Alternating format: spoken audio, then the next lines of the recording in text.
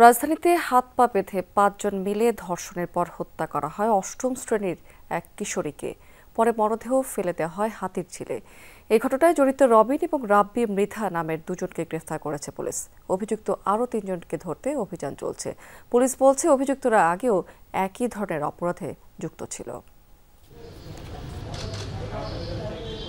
কেনাকাটার কথা বলে গত ১৬ জানুয়ারি বাসা থেকে বের হয় ৮ম শ্রেণীর ছাত্রী। এরপর থেকেই নিখোঁজ রাজধানীর দক্ষিণখানের বাসিন্দা সেই কিশোরী। রবিবার তার অর্ধগলিত মরদেহ হাতির ঝিল থেকে উদ্ধার করে পুলিশ। কিন্তু কারা হত্যা করে সেই কিশোরীকে?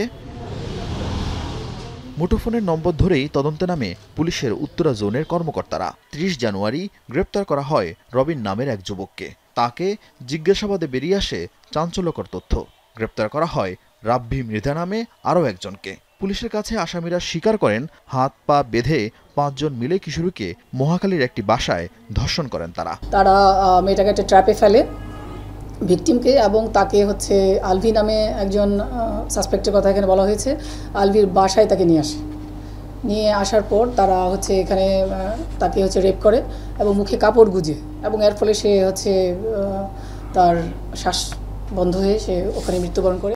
মৃত্যু নিশ্চিত হওয়ার পর মরদেহ বস্তাবন্দি করে ঘটনার দিন রাতেই হাতিরঝিলের পুলিশ প্লাজা সেতু থেকে নিচে ফেলে দেওয়া হয়। অভিযুক্ত রবিন পেশায় গাড়ি চালক। ফেসবুকের মাধ্যমে রবিনের সাথে পরিচয় হয় নিহত কিশোরীর। যে চালের বস্তা সেটাতে তাকে পুড়ে, এবং সে একাধিক কমিউনিকেশন তারা ব্যবহার করে, ট্রান্সপোর্ট, যেন বুঝতে না পারে যে তাকে এই ইয়েটাকে কোথায় নিয়ে যাওয়া হচ্ছে, এবং তাকে হাতিরঝিলে ডুবাই ফেলে দেয়, লেকে ফেলে দেয়। ট্র্যাপটা আসলে কী ধরনের ট্র্যাপ সেটা আমরা এখনো বলতে যাচ্ছি না আপনাদেরকে, কারণ এই যে ঘটনাটা, এটার সঙ্গে আমরা আরও অনেকের সংস্পর্শ বা সংযোগ আছে বলে আমরা সন্দেহ করছি। তারা এই ধরনের ঘটনা পুরোপুরি ঘটিয়েছে এরকম স্বীকার করেনি, কিন্তু তারা ছোটোখাটো এই ধরনের অভ্যাস ছিল তারা প্রাথমিকভাবে আমাদের কাছে স্বীকার করেছে।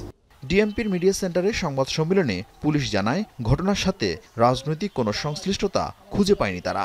অভিযুক্ত বাকি ৩ জনকে গ্রেপ্তারে অভিযান অব্যাহত আছে বলে জানায় পুলিশ। বাকি ৩ জন এই গ্রুপের সঙ্গে যুক্ত হয়।